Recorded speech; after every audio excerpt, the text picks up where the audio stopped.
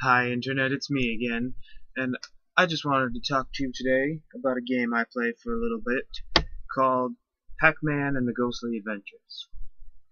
Now, first of all, I'd just like to state that I don't have any gameplay footage because I wasn't in my usual area.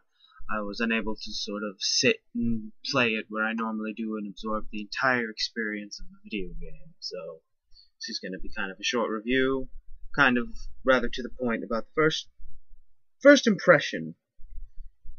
And yeah, first impression. Well, let's start off with what a box looks like.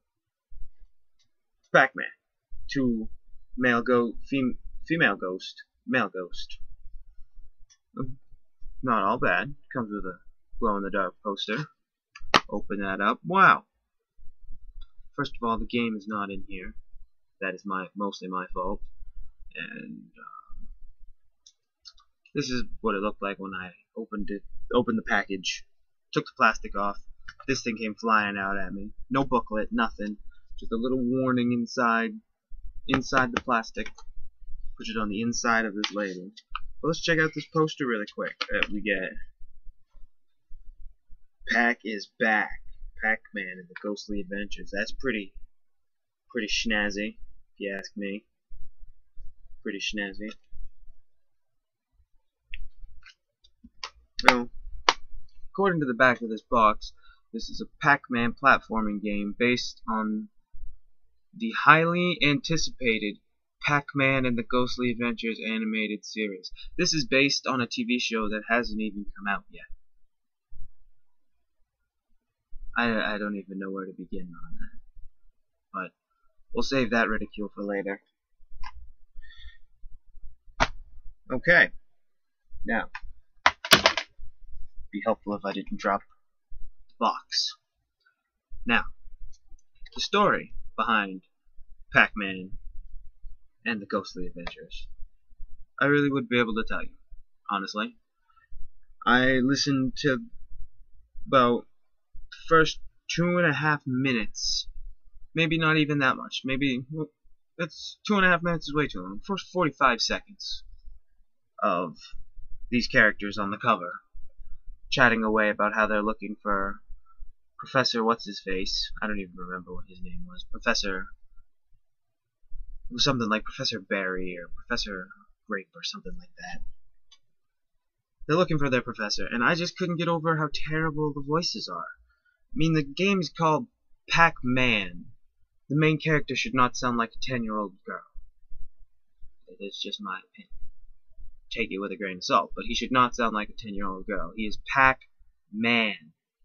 Man, he should have a little roughness to his voice. Just saying. That aside, the professor just sounded stupid, and his two friends, their voices didn't even match up with their mouths. And they just sounded generic and stupid. I did run into one guy in the hub universe that was pretty cool. And his name was like Clumsy, and he was just a giant ghost. He just said that he was awesome, that I was on his side, which is pretty cool. Anyway, well, now that I've gotten my angry rant about the voices and how much they are terrible, just terrible voices, I can move on to the better part of this, which is the gameplay.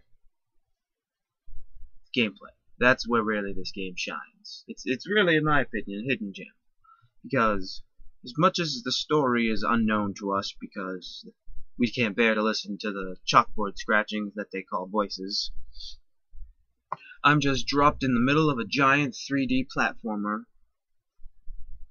with Little Miss Pac-Man, eat ghosts, collect the weird little balls like he does, and just 3D platform your way around.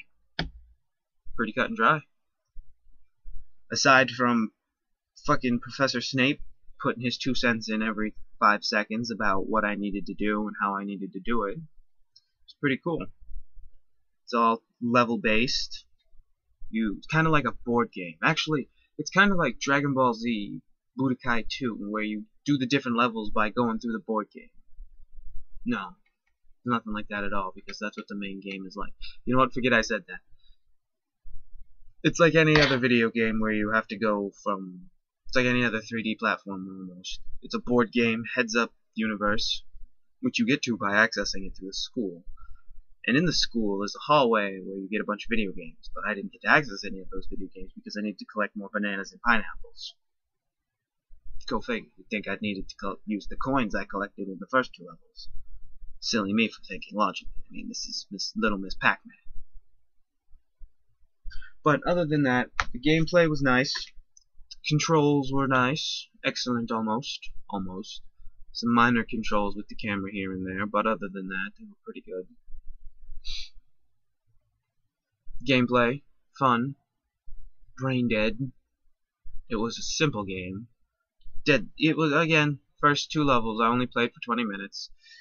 The environments were enjoyable and nice, and the music was music you'd expect for a Pac-Man game of that based on a TV show, so I really didn't pay attention to it. Probably should have. Anyway, thus concludes my review on Pac-Man and the Ghostly Adventures. Overall, if you get past the terrible voices and actually listen to the storyline and figure it out, 1, tell me about it because I'm sure I'd love to hear it. Actually, no, I'm sure I wouldn't. It says it. Defeat Betrayus. That's original. And yeah, it has a co-op of up to 4 players, pilot vehicles, worlds inspired by the animated series. That doesn't exist yet, mind you. It's anticipated. So we're all waiting for this shit. Anyway, Pac-Man and the Ghostly Adventures gets a 7 out of 10.